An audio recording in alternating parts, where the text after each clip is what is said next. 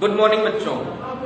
तो भाई इसके आगे हम लोग कंटिन्यू कर रहे हैं जो हम लोगों ने लास्ट टाइम पढ़ा था कि गोले का कटा हुआ भाग रहता है। जैसे इधर देखिए, अगर ये गोला है, इसका ये कटा हुआ, सॉरी थोड़ा सा और साइड से कट करिए, ये कटा हुआ भाग है, इस गोले को हटा दीजिए। अगर इस दर्पण को कटे हुए गोले के भाग के यदि बाहरी उभरे हुए सतह का पॉलिश कर दिया जाए तो दबी हुई सतह या धसी हुई सतह परावर्तक सतह बन जाती है। इस प्रकार के दर्पण को अवतल दर्पण कहते हैं। क्या कहा? यदि कटे हुए गोले के भाग को के बाहरी सतह या उभरी हुई सतह की पॉलिश कर दी जाए तो धसी हुई सतह या दबी हुई सतह परावर्तक सतह बन जाती है। इस प्रकार के दर्पण को अवतल दर्पण कहते हैं। अब इसी में दूसरी परिभाषा ये हो जाएगी, यदि कटे हुए गोले के धसे हुए भाग की पॉलिश कर दी जाए तो उभरी हुई सतह परावर्तक बन जाती है। तो उभरी हुई सतह परावर्तक बन जाती है। इस प्रकार के दर्पण को उत्तल दर्पण कहते हैं। इस प्रकार के दर्पण को उत्तल दर्पण। कॉनकेव मिरर, कॉन्वेक्स मिरर, ठीक, ये कॉनकेव मिरर है, ये कॉन्वेक्स मिरर है। अब इसके लिए अब हमको कुछ नियम पढ़ने हैं। क्या पढ़ने हैं? नियम। देखिएगा, जैसे प्रतिबिंब निर्माण संबंधी कुछ नियम पढ़ने हैं, उसके पहले हम लोगों को एक दो बातें याद रखनी पड़ेंगी। हम पहले उत्तल अवतल का दिखा रहे हैं। उत्तल का एक चित्र ही है कोर्स में। जो अवतल दर्पण है उसी के ढेर सारे प्रतिबिंब हमारे कोर्स में हैं और अब उत्तल के सिर्फ एक प्रतिबिंब कोर्स में है। तो उत्तल में ज्यादा हम लोगों को मेहनत करनी ही नहीं है, सारी मेहनत अवतल की है। ठीक, तो देखिएगा, ये इसका ध्रुव हो गया, परिभाषा कराई थी ना। ध्रुव किसे कहते हैं? कटे हुए दर्पण के केंद्रीय बिंदु को या मध्य बिंदु को दर्पण का ध्रुव कहते हैं। कटे हुए गोले के केंद्र के यदि कटे हुए भाग को आगे बढ़ाकर गोले का निर्माण करें तो जो गोले का केंद्र होगा वो दर्पण का वक्रता केंद्र कहलाएगा। वक्रता केंद्र से ध्रुव के मध्य की दूरी को वक्रता त्रिज्या कहते हैं। फिर मुख्य फोकस, अच्छा हम मुख्य अक्ष परिभाषित कर सकते हैं। वक्रता केंद्र तथा ध्रुव को मिलाने वाली रेखा, वक्रता केंद्र तथा ध्रुव को मिलाने वाली रेखा मुख्य अक्ष कहलाती है। अब मुख्य फोकस किसे कहते हैं? मुख्य अक्ष के समांतर आने वाली किरणें, क्या मुख्य अक्ष के समांतर आने वाली किरणें दर्पण से परावर्तन के पश्चात जिस बिंदु से गुजरती है, मान लो ये मुख्य अक्ष के समांतर आई, दर्पण से परावर्तन के पश्चात जिस बिंदु से गुजरती है उसे दर्पण का फोकस कहते हैं या मुख्य फोकस कहते हैं। तो ये हो गया कैपिटल एफ, फोकस। इंग्लिश में कहेंगे प्रिंसिपल फोकस। इंग्लिश में क्या कहेंगे? प्रिंसिपल फोकस या फिर फोकस। शॉर्टकट में प्रिंसिपल फोकस बार बार नहीं बोलेंगे, मुख्य फोकस बार बार नहीं बोलेंगे, फोकस बोल देंगे। फोकस से मुख्य फोकस या फोकस से ध्रुव के मध्य की दूरी को फोकस दूरी कहते हैं, फोकल लेंथ। इतना ठीक है। अब प्रतिबिंब निर्माण के लिए ट्रिक जो हमने बताई एक बार फिर से सुन लीजिएगा। ये अनंत है, ये अनंत है। जो जगह ज्यादा होगी वहां पे आकार बड़ा होगा। जगह ज्यादा तो जगह अगर ज्यादा है तो आकार बड़ा होगा, और अगर जगह कम है, जगह कम है तो आकार छोटा। जगह कम तो आकार छोटा और जगह ज्यादा तो आकार ज्यादा बड़ा। ठीक, इसमें ये नहीं फर्क पड़ता है कि वहां बिंब है कि प्रतिबिंब। बिंब और प्रतिबिंब की भी परिभाषा बता दी थी ना। आपतित किरणें जिस बिंदु पर मिलती है उसे बिंब कहते हैं और परावर्तित किरणें जिस बिंदु पर मिलती है, मिलती हुई प्रतीत होती है, उसे प्रतिबिंब कहते हैं। परावर्तित किरणें या अपवर्तित किरणें दोनों होगा, वो आगे पढ़ेंगे। तो अगर जगह ज्यादा है तो आकार बड़ा, जगह कम है तो आकार छोटा। बिंब या वस्तु एक ही बात है। बिंब कह लीजिए या वस्तु कह लीजिए, इंग्लिश में ठीक है, दोनों को ऑब्जेक्ट कहते हैं इसलिए बढ़िया रहता है। हिंदी में कंफ्यूजन ज्यादा होता है। बिंब का मतलब होता है वस्तु, बिंब का मतलब वस्तु, और प्रतिबिंब को प्रतिबिंब ही कहते हैं भैया। छाया जो बनती है प्रतिबिंब उसको कहते हैं।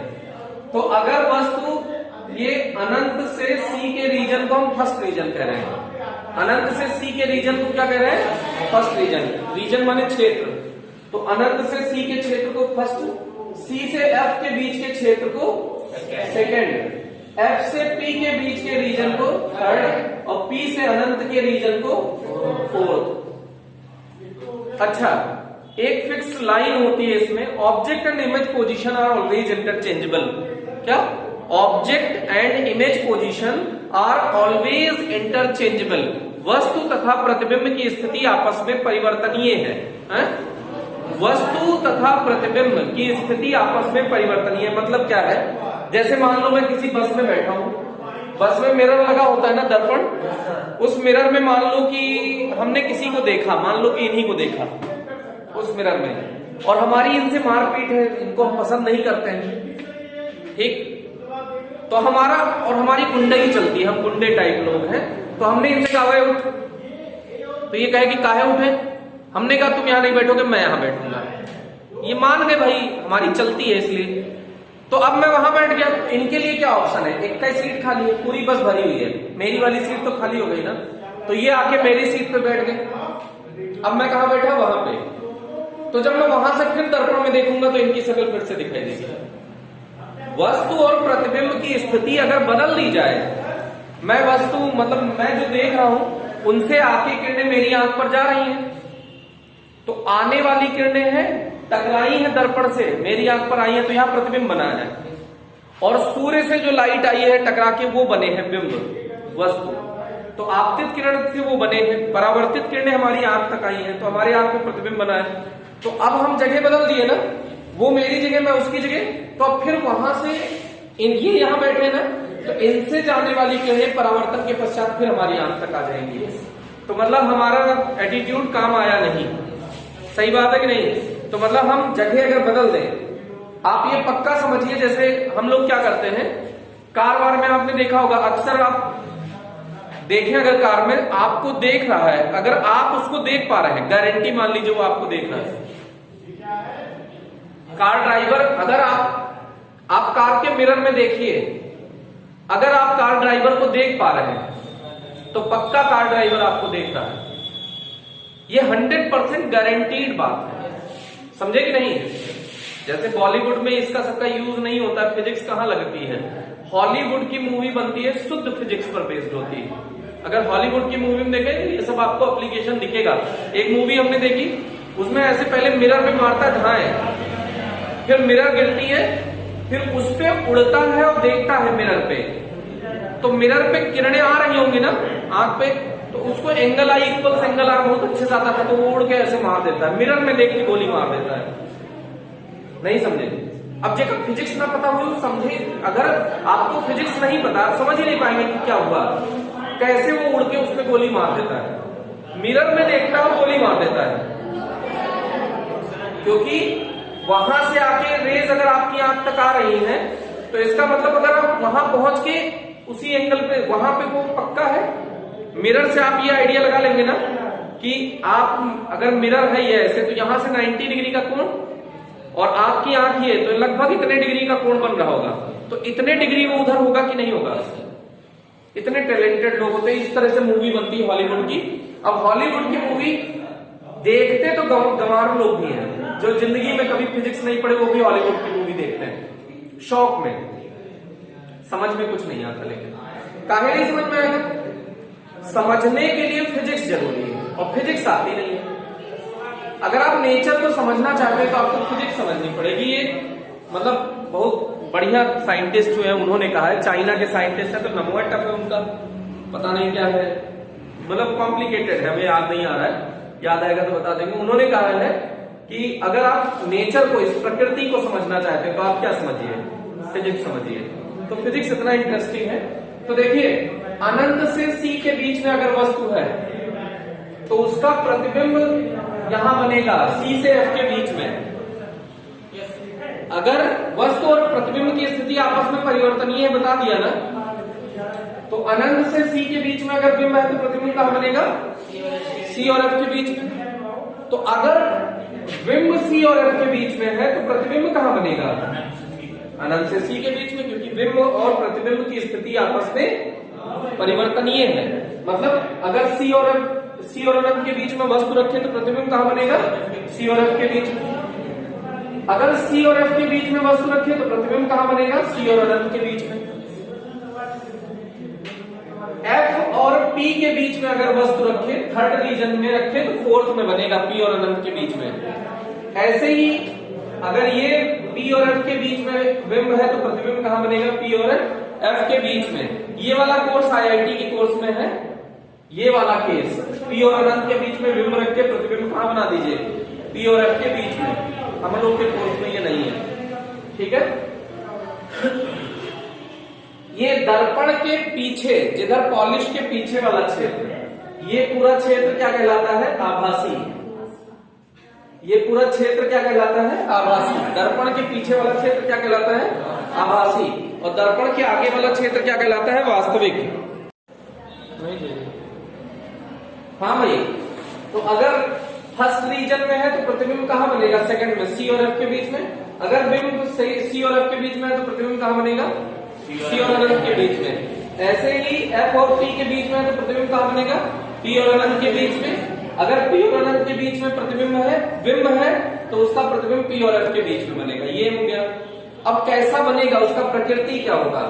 तो देखो, अगर बिंब सी और एफ के, वो अनंत और सी के बीच में रखा, फर्स्ट सेकंड थर्ड ये सब मिटा देते हैं, नोट कर लीजिएगा आप। तो देखिए, अगर ऐसे देखिए सी और अनंत के बीच में इस बिंब को रखा तो इसका प्रतिबिंब कहां बनेगा? सी और एफ के बीच में बनेगा। लेकिन जगह कम है कि ज्यादा? जगह कम है तो छोटा बनेगा। और समान साइड, सेम साइड, अगर सेम साइड है तो उल्टा। दोनों, अगर बिंब और प्रतिबिंब दोनों सेम साइड है, दोनों कौन कौन? दोनों बिंब और प्रतिबिंब दोनों सेम साइड है तो उल्टा, और दोनों विपरीत ओर है। किस ओर है? विपरीत ओर है तो सीधा, विपरीत ओर तो सीधा।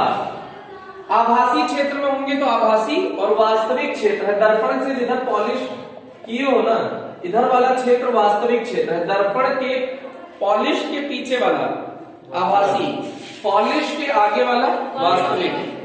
पॉलिश के आगे वाला क्या है? वास्तविक। तो देखो कैसा बनेगा।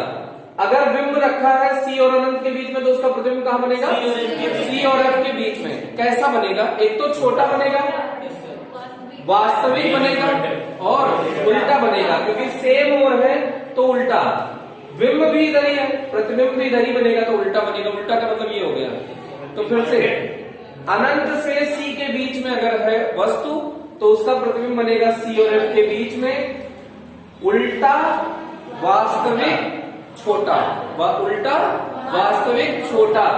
फिर सोचिए इसका दूसरा देखिए, अगर वस्तु सी और एफ के बीच में है, वस्तु कहां है? सी और एफ के बीच में, तो प्रतिबिंब कहां बनेगा? सी और अनंत के बीच में। कहां बनेगा प्रतिबिंब? सी और अनंत के बीच में। अब ये जगह ज्यादा है कि कम? तो बड़ा बनेगा। वास्तविक बनेगा आभासी, वास्तविक। उल्टा बनेगा सीधा। उल्टा कैसे पता चलता है? सेम ओर है तो उल्टा। तो ये अगर बिंब है तो ये उसका प्रतिबिंब है। ठीक भाई। अब इसके बाद देखिएगा, अगर वस्तु पी और एफ के बीच में है तो प्रतिबिंब कहां बनेगा? पी और अनंत के बीच में बनेगा। कैसा? जगह ज्यादा तो बड़ा, बड़ा। विपरीत ओर है दोनों, वस्तु इधर है, प्रतिबिंब इधर है, तो विपरीत ओर तो सीधा, विपरीत ओर तो सीधा। सीधा, बड़ा और आभासी क्षेत्र में, तो इसलिए आभासी। इतना ही कोर्स में है आपके। एक और बता देते हैं, वो कोर्स में नहीं है। अगर ये बिंब है तो इसका प्रतिबिंब ये बनेगा ना? ये अगर बिंब है तो इसका प्रतिबिंब ये है। तो बिंब कैसा है? आभासी। बिंब कैसा है? आभासी। लेकिन उसका प्रतिबिंब कैसा बनेगा? वास्तविक। आभासी प्रतिबिंब का, आभासी बिंब का वास्तविक प्रतिबिंब बनेगा।